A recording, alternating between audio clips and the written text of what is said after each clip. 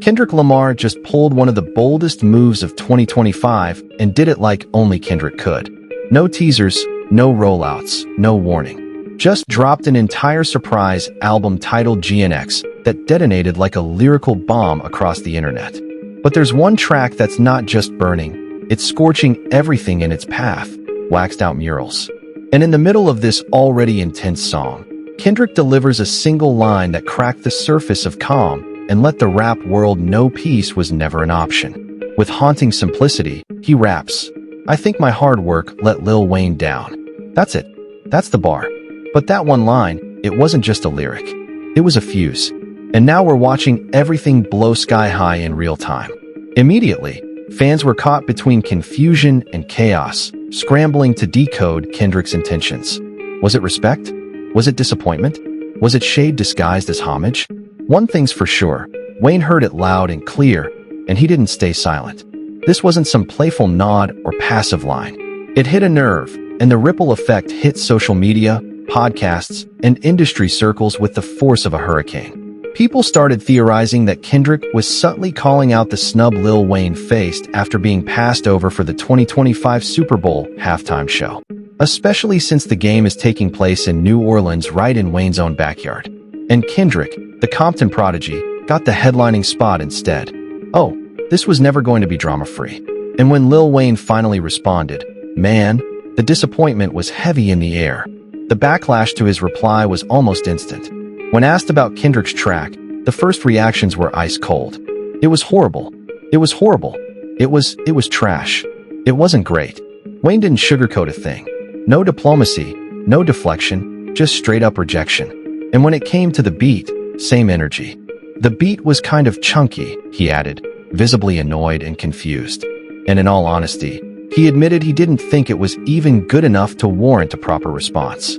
But that frustration, that defensiveness, it was layered. You could tell this wasn't just about music anymore. It was personal. Then came the X-post that poured gasoline on the fire. Wayne hopped online and didn't name Kendrick directly, but every syllable was a warning shot, a digital growl from a sleeping lion, a heavy cryptic message that read more like prophecy than tweet. Let this giant sleep. I beg you all. No one really wants destruction. Not even me. But I shall destroy if disturbed on me. That's the kind of message that makes you pause. That makes you check the time, check the temperature, and wonder if the Cold War just turned hot. It was a clear warning to Kendrick. Don't poke the bear. But the thing is, Kendrick might have already thrown the first punch. And it wasn't just Wayne who chimed in. Nicki Minaj and Birdman slid into the conversation, too, throwing shade at the industry and hinting that this Super Bowl snub was the result of behind-the-scenes power games rather than merit. They didn't say names, but they didn't have to. Everyone knew who they were talking about. Now fans are locked in a virtual war zone. The internet is split down the middle like Moses parting the Red Sea. On one side, you've got Kendrick loyalists, people who admire the grind, the pen, the throne. They're standing behind him defending the bar as an honest reflection of how fame shifts dynamics. Then there's Wayne's camp, loyal diehards who feel like the New Orleans icon is being pushed aside in his own city, his own era. But just when the conversation was starting to cool off, Pusha T entered the chat. Yep, Pusha T, the ultimate instigator. A man who's never met a beef he didn't want to season. Now things were officially unhinged. But to really understand the drama, we got to rewind the tape. Because this isn't just a 2025 story. This is history repeating itself, echoes of old rivalries, unresolved tensions, and the unspoken rule of hip-hop. There's always another king waiting to claim the crown. For years, fans debated the hierarchy. Was it Jay-Z to Wayne, Wayne to Drake, Drake to Kendrick? Or was Wayne the bridge, the GOAT in his own right, never fully recognized in the same mainstream coronation that others enjoyed? Kendrick knows this. Wayne knows this. The world knows this. And now, with one line, Kendrick has ripped the scab off an old wound. Think about the timing. Kendrick didn't just drop GNX in the middle of a quiet news cycle. He detonated this bomb right before the Super Bowl, the most visible stage in America. The same stage Wayne was denied. The same stage Kendrick was given. That's not coincidence. That's chess. And Kendrick plays chess like it's war. Every bar, every silence, every move feels deliberate. He knew what he was doing with, "I think my hard work let Lil Wayne down." He knew it would sting. He knew it would divide. He knew it would force Wayne into a corner. And here's the thing. Wayne's response, both in interviews and online, showed just how deep that cut went. This isn't mixtape-era Wayne brushing off a diss with a smirk.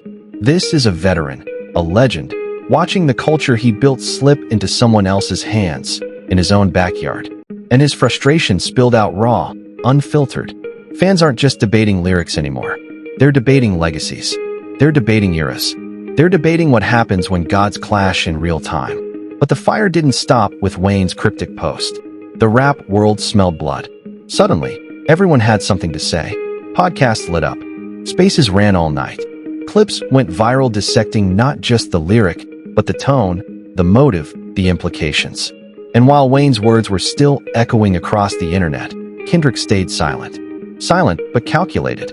That silence became louder than any tweet. Because when Kendrick doesn't respond, you know he's plotting. You know he's listening. And you know he's going to come back with precision. That's when Pusha T made his entrance. And if you know Pusha, you know he doesn't step into beef without sharpening his knives first. His posts, his subtle lines, his cryptic emojis, they weren't just commentary. They were accelerants. Pusha knows how to turn embers into wildfires. And in this case, he didn't even have to say much. Just the suggestion of his involvement sent fans into a frenzy. Was he siding with Kendrick?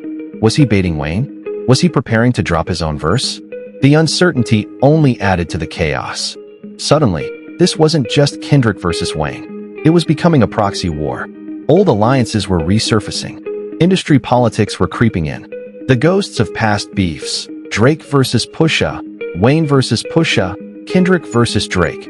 All of it started to feel connected, like a tangled web of unfinished battles finally converging in one explosive moment. The Super Bowl, the album, the line, the responses, it all felt like destiny pulling the strings. And while all of this chaos was unfolding, fans started digging into the deeper meaning of that one line. I think my hard work let Lil Wayne down. Some argued it was Kendrick paying homage, acknowledging that his success and grind somehow overshadowed or failed to lift up the man who inspired him. Others argued it was pure shade, a way of saying Wayne's era is over, that Kendrick's rise is proof the throne has been passed whether Wayne accepts it or not. And then there were those who saw it as both. Respect and challenge all rolled into one. That duality is what made the lyrics so powerful. It wasn't clear. It was layered. It forced you to sit with it. That's Kendrick at his finest. He doesn't give you answers. He gives you puzzles.